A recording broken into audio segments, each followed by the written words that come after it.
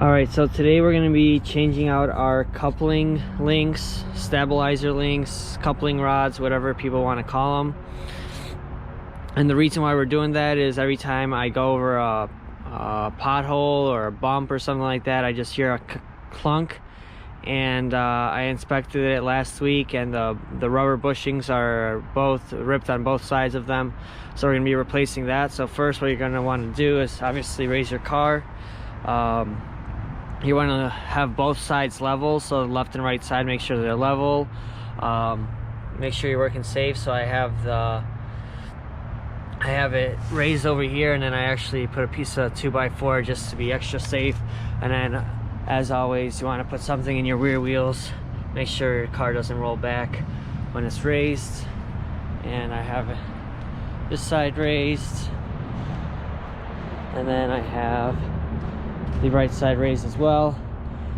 And then what you always want to do before you raise your car is loosen up the bolts, the lug nuts that are holding the wheels, because then when you raise it and then when you want to take them off, the wheels are just going to spin unless someone holds the brakes. So make sure you always loosen the lug nuts and then raise the car, and then you can take off your wheels with no problems. So let's get started. Alright, we got all the lug nuts off. Just gonna want to take it off so you don't scratch your ring. Alright, so the stabilizer links, or the coupling, is this right here. And then it goes down all the way down here. And then now I'm going to show you where it's ripped, where the rubber is broken. So you can see right here. The rubber here is broken on this side, and it's a lot worse on the other side. On the other side, it's completely ripped. So every time you go over a pothole, especially here in Chicago, there's one every 10 feet, so those can probably get worn out real quickly. Alright, so we're almost there. So this nut right here is an 18 millimeter, and then right over here there's a spot for an 18 millimeter one of these, but as you can see right here, it's too thick, so it won't seat properly. So what I did is take the 18 millimeter, loosen it up, and then what you're going to want to do is take pliers or something real skinny, and you're going to want to get in there, clamp it or hold it, and then you'll be able to take the nut off over there. So I'm just going to demonstrate on the one that we still haven't taken off yet. I want to give you as much video and as much view as I can of this. So as you can see over here, I have the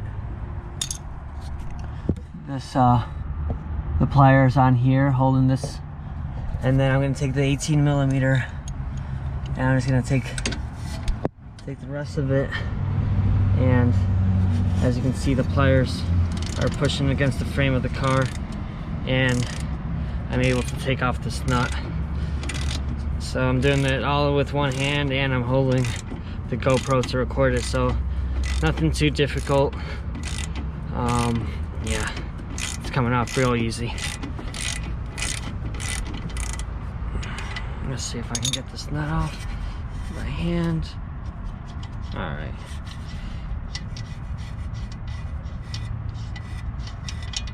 So, nut is off.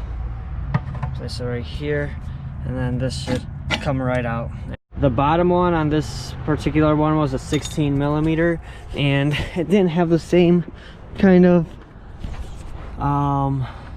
needed to clamp it over here. And then the nut was on this side right here, and just clamp it, hold it while you take that nut off. And I'm not sure if this is supposed to be moving. See, you can see this is moving. Maybe this is broken, but there's probably a special tool for this, but this worked no problem.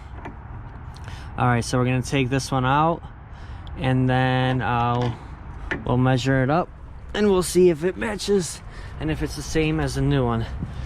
All right, so this is the old one. The clamp is off, so the top seal looks good. The bottom one is what was ripped, and you can see it has a lot more play and it was making noise. This side is also looks so cracked or chipped, but yeah, the rubber's definitely ripped here, and you can see there's a bunch of debris and just junk in there making noise. So this is the old one. The new one, we'll measure it up and we'll see if it's the same length. So same length, same length. This is also the same length over here. Yeah, so this is the new one. We'll be putting that on. All right, so I was just able to freely put this in. You can see this has play over here, there's play over here. I'm not forcing it, so that's one of the reasons why you want this car to be level, because if it's not level and one side is heavier than the other side, or it's uneven and it's slanted, it's gonna slightly adjust it, and it's gonna make it more difficult to put this in and out. So real easy, lots of play, yeah, real easy. And then you just want to start the process, do maybe this one. Well, what I'm gonna do is put this one on, not tighten it, just put it on, and then do the top part, and then gonna go back and forth, keep tightening each one.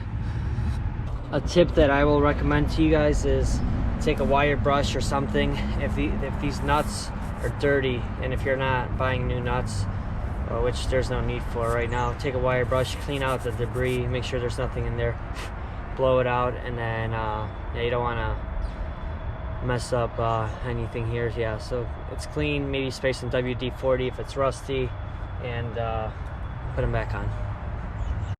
All right, so what I thought is confirmed. So on the old one, you can see the bottom part, the bottom one, is moving around, so we needed to clamp it over here, hold it so that we can take the bolt off.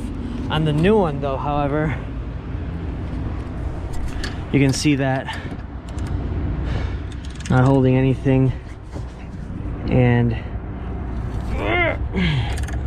it's not going anywhere. So this bottom one is indeed not supposed to move. So I just want to let you guys know that this bottom one is not going to rotate, so you don't need to clamp it when putting it on. Only when you're taking it off. And we'll see, maybe the other side on the old one, maybe it's not as bad and maybe it won't move, but it might. So we'll see. But this one right now, the new one, looks very good. So we got the bottom ones tightened, we got the top ones tightened. We're ready to go to the other side. All right, so we're on to the right side, and the right side was pretty much, I already knew what was gonna happen, so it's much easier. Take the top, clamp it, hold it on with your pliers, or these clamps work wonderful, the skinny ones. Just clamp it, and you'll be able to just you don't need to hold on to it right away. You'll be able to loosen it up until it starts spinning. So in the beginning, there's still some torque and some tightness to them, so you don't need to hold on to the clamp or the pliers. But after probably 2 turns or 1.5 turns, the bolt's real loose, so you're gonna have to hold on to it. So that's why there's that little thing. And then the bottom one, so the bottom one is not supposed to be moving, but if it's gone bad, and you can see this one's completely destroyed, it's gonna start moving freely like that. So the bottom one, same thing, maybe half a turn, you'll be able to just take it off, and then after about half a turn to a turn, this bolt's gonna start spinning, so you're gonna want to clamp it over here and just hold on to it. Super easy, nothing too crazy. This one took me probably like a minute or two. The other side I was kind of exploring, didn't know what to expect, so super easy, and should come right out. Top one's out, or the bottom one's out, top one's out, and it's completely out. So we'll compare the old one with the new one. So here's the new one. The part number for this one is 9P1411318, and the other one, the left side, was 317. So this is for the Porsche Boxer 981.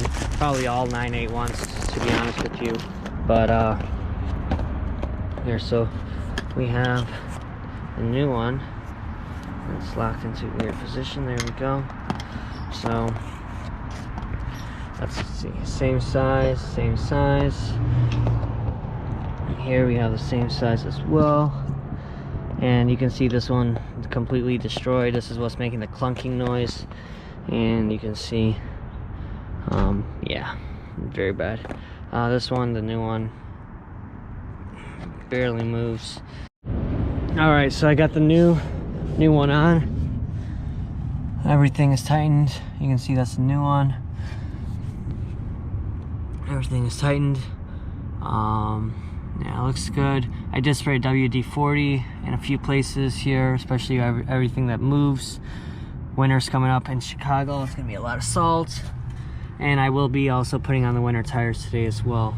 Yeah, everything looks tightened, and I'll test it and see if the noise is fixed or not. But yeah, definitely I think it's this, since both the rubber seals were broken. And yeah, I was moving them around, jiggling these.